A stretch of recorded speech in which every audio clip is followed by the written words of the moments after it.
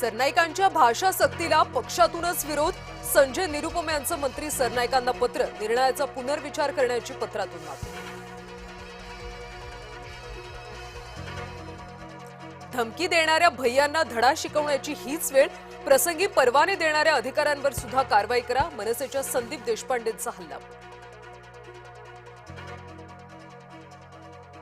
शिंदेंची भूमिका मराठी विरोधी तर सरनाईकांची मराठी हिताची भूमिका. संजय राऊतांचा हल्ला.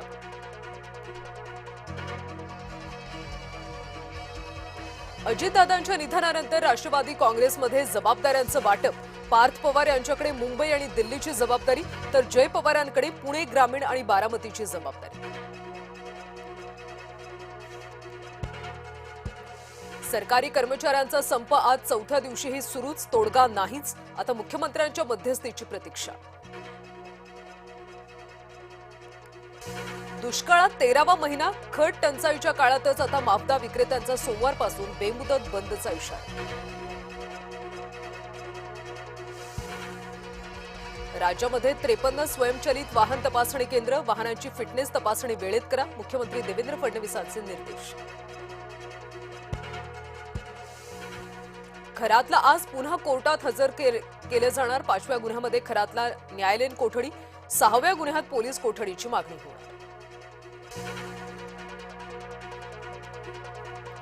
नाशिक टीसीएस धर्मांतर प्रकरणी संशयित आरोपींना न्यायालयात हजर करणार. 4थ्या गुन्ह्यात पोलीस कोठडीची मागणी करणार.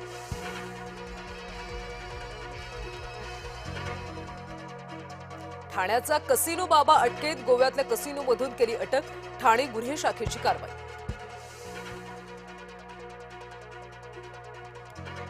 हिदायत पटेल हत्याकांड प्रकरण. संशयित आरोपी राजू बोचे अटकेत. नागपूरच्या रवी भवन मधून केलं अटक.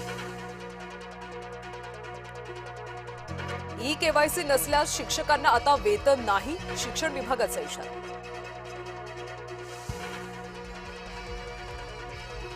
दूध भेसळ रोखणार एआय तंत्रज्ञान. मुख्यमंत्र्यांनी दिले महत्त्वाचे आदेश. वसमत शहरात अतिक्रमण हटाव मोहिमेला सुरुवात. नगर परिषद प्रशासनाची कारवाई. कारंजा चौक ते महावीर चौक दरम्यान कारवाई. नाशकात तापमानाचा पारा 39.9 अंशांवर. आतापर्यंतच्या उच्चांकी तापमानाची.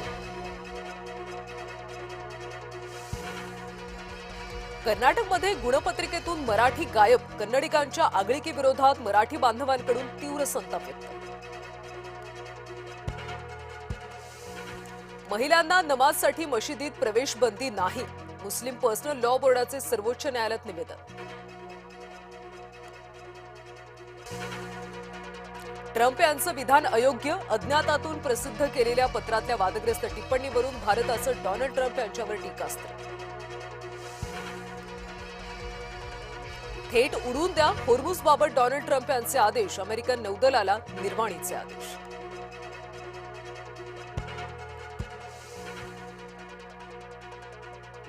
चेन्नईच्या दमदार कामगिरीमुळे मुंबईला धोबी पछाड. चेन्नईचा मुंबईवर 103 धावांनी दणदणीत विजय. आज बंगळुरू समोर गुजरातचं आव्हान. घरच्या मैदानावर दमदार कामगिरीसाठी बंगळुरू सज्ज.